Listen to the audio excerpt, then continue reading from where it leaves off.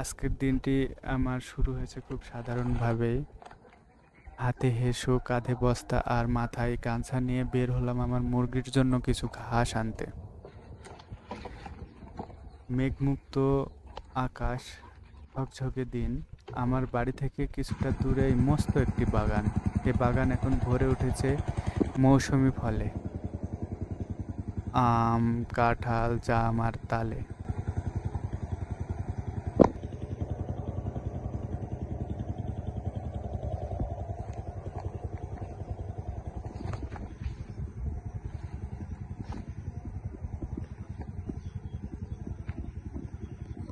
এই পথ ধরে হাঁটতে হাঁটতে মনে হয় শহরের কোলাহল থেকে অনেক দূরে প্রকৃতি এখনো তার আপন রূপে বেঁচে আছে।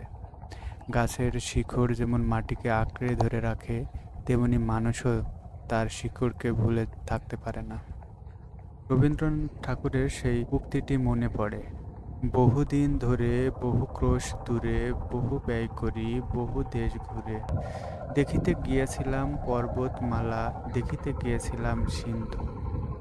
দেখা হয় নাই চক্ষু মেলিয়া, ঘর হতে শুধু দুপা ফেলিয়া, একটি ধানের শীষের উপর একটি শিশির বিন্দু।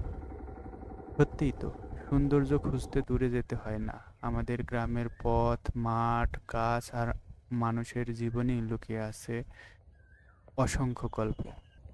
পথ চলতে চলতে পৌঁছে গেলাম বিলের পাড়ে।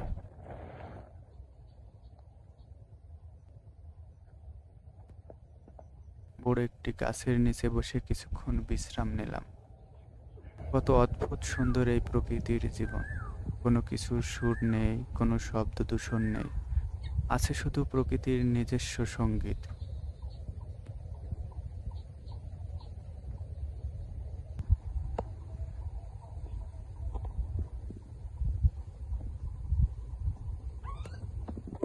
দূরে কোথাও ডাহুক পাখি ডাকছে, তার সেই ডাক বিলের জলের উপর ভেসে এসে যেন চারপাশের নীরবতাকে আরো গভীর করে তুলেছে।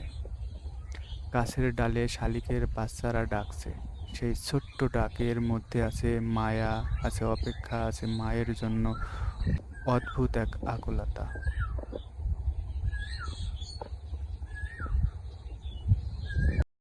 সঙ্গে কাটা ঘাস আর মনের একরাশ প্রশান্তি।